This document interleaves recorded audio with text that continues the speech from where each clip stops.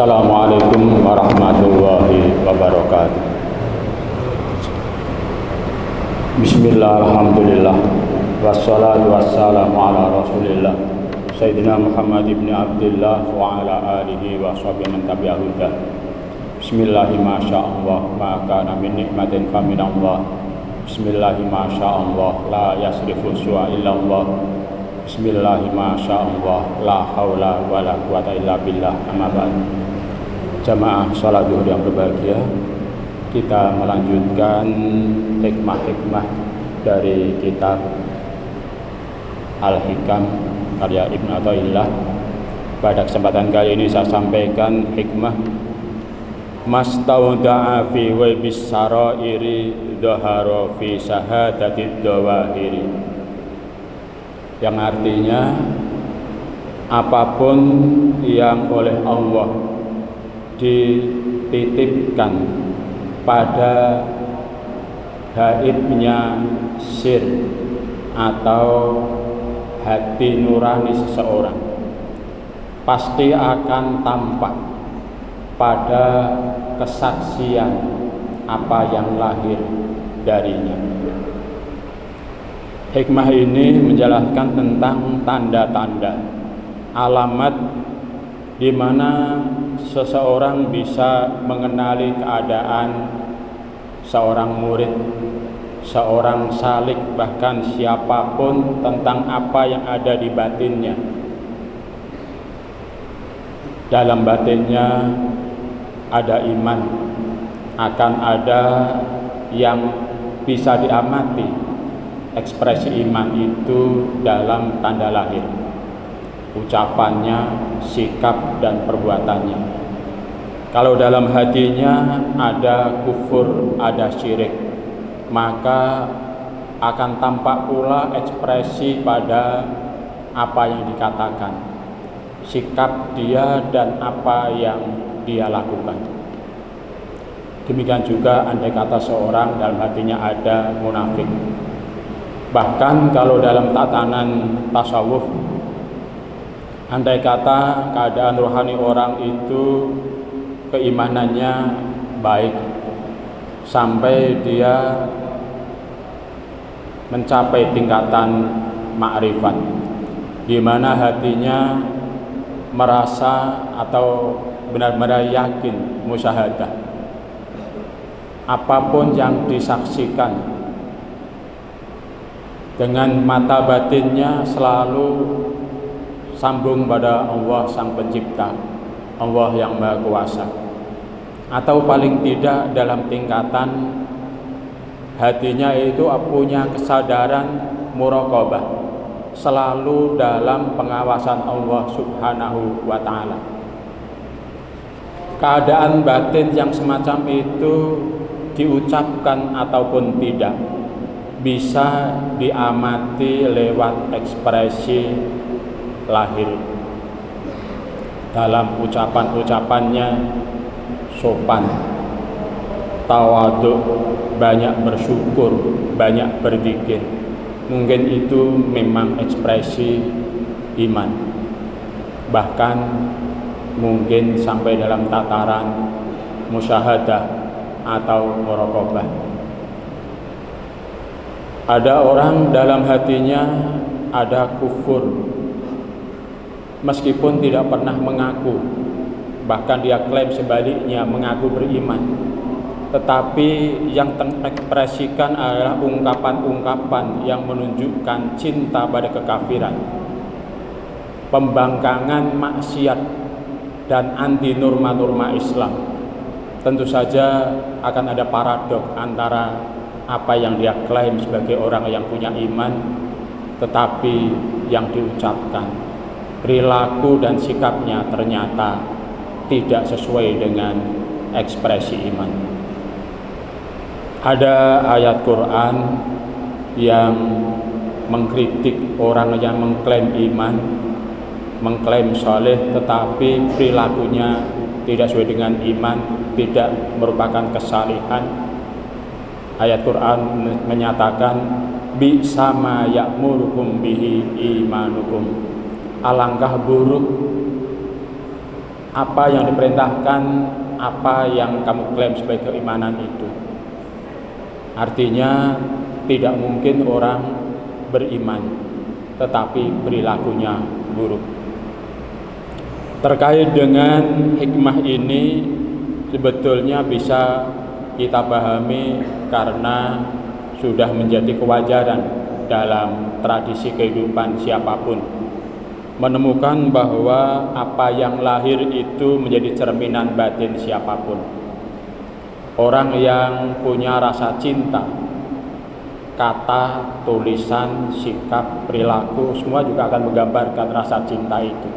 Sebaliknya, bila cinta sudah hilang berganti dengan kebencian, maka juga akan ada ekspresi yang menunjukkannya. Bahkan ada makalah Arab yang populer juga, al-asratu tadullu alas sarirah. Raut muka itu pun bisa menandakan apa yang ada dalam batin seseorang. Imam Abu Hafiz menyampaikan perkataan yang mirip dengan hikmah ini.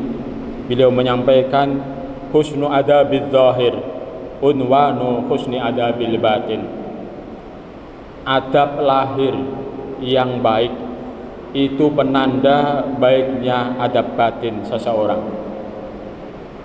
Itu bisa didasarkan atau disarikan dari hadis Nabi di mana Rasul bersabda, "Lau khosa'a qalbu hada khosa'at jawarihuhu."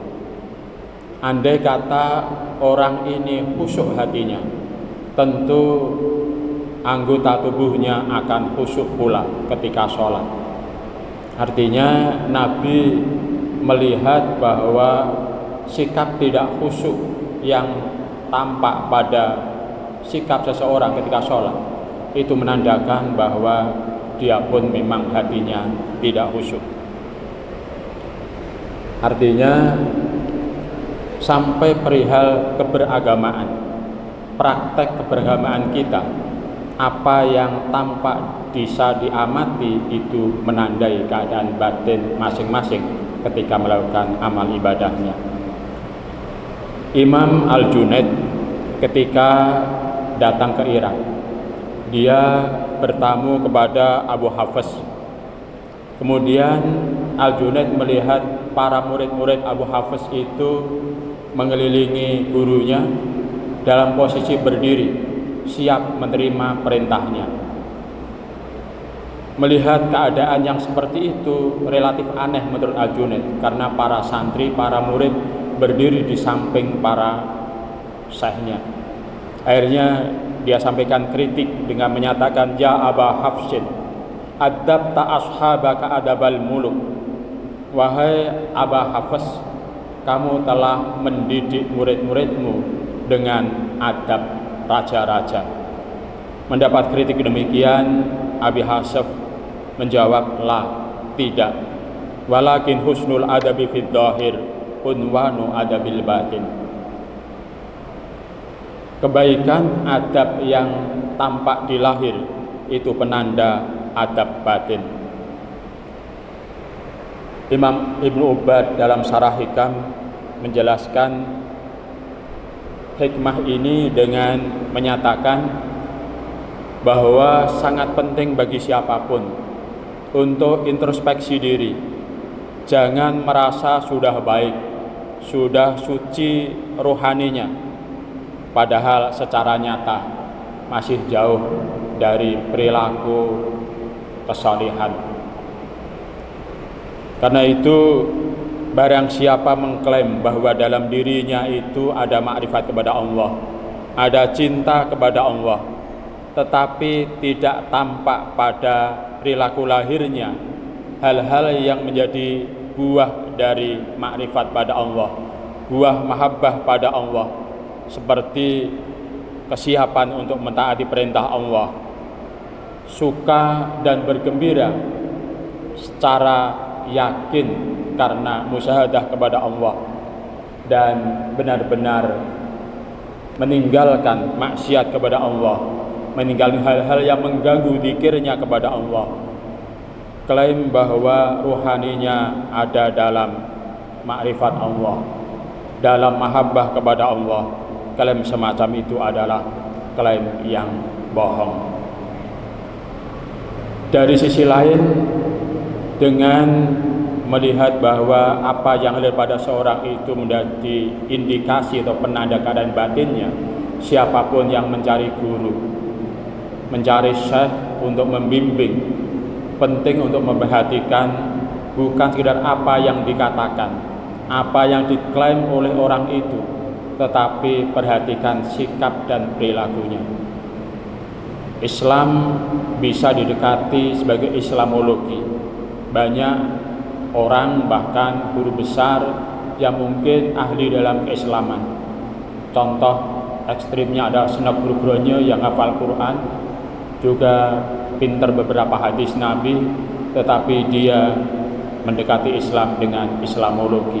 Dia hanya punya banyak ilmu tentang Islam, tetapi dia bukan Muslim.